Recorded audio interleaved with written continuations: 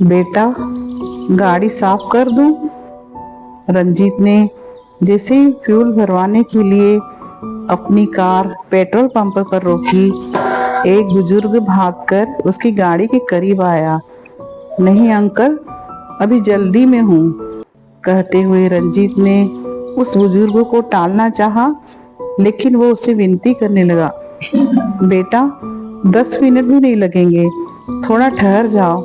मैंने आज सुबह से अभी तक कुछ नहीं खाया, 10-20 रुपए दे देना बस। रंजीत को दया आ गई। अंकल, मैं आपको रुपए दे देता हूँ, लेकिन आप कुछ खा लीजिएगा। यह कहकर रंजीत ने जेब से बटुआ निकाल लिया, लेकिन बुजुर्ग ने यह कहते हुए रुपए लेने से इनकार कर दिया कि बेटा मैं भीख नहीं लेता। अंकल, ये भीख नहीं है, आप मेरे पिता समान हैं, लेकिन आपने सुबह से कुछ नहीं खाया है, इसलिए मैं आपको कुछ रुपए देना चाहता हूँ।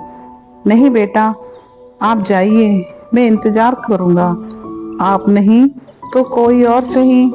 यह कहते हुए बुजुर्ग वापस मुड़ गया। उसका आत्मसम्मान और स्वाभिमान देख रंजीत हैरान हुआ। वह बुजुर्ग उसे कोई आम इंसान नहीं लगा, इसलिए रंजीत अपनी कार छोड़कर उस बुजुर्ग के पीछे आया। अंकल, क्या मैं आपसे 2 मिनट बात कर सकता हूँ? बोलो बेटा, आप कहाँ रहते हो? यहीं। यहाँ कहाँ? ये पेट्रोल पंप ही मेरा ठिकाना है, मैं यहीं रहता हूँ। आपका कोई घर था, लेकिन अब नहीं रहा। मैं कुछ समझा नहीं अंकल। बच्चों को पढ़ाने और लायक बनाने में मैं अपना घर बेचकर एक किराए के मकान में रहने लगा। अब आपके बच्चे कहाँ रहते हैं? एक विदेश में है और दूसरा इसी शहर में। आप उनके साथ क्यों नहीं रहते? उनके घर में मेरे रहने लायक कोई जगह नहीं है। क्यों? मेरा एक बेटा इसी शहर में डॉक्टर है, 60,000 किराए के बंगले में रहता है, 25 लाख की गाड़ी से चलाता है, लेकिन मेरे लिए उसके पास कुछ नहीं है। यह कहते कहते उस बुजुर्ग की आंखों में आंसू छलक गए।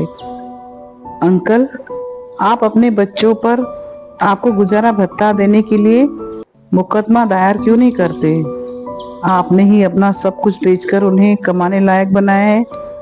बुजुर्ग मुस्कुराया। मैंने उनकी परवरिश पे जो भी खर्च किया वो सब अपनी मर्जी से किया था।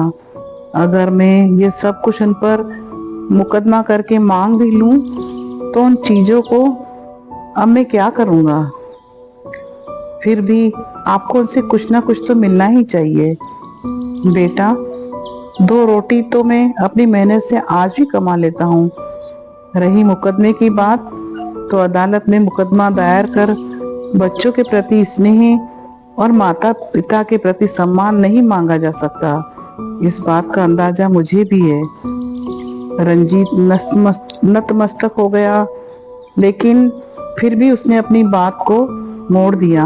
अंकल, मैं अब इतनी देर ठहर ही गया हूँ, तो आप मेरी कार पर जमी धूल साफ कर दीजिए।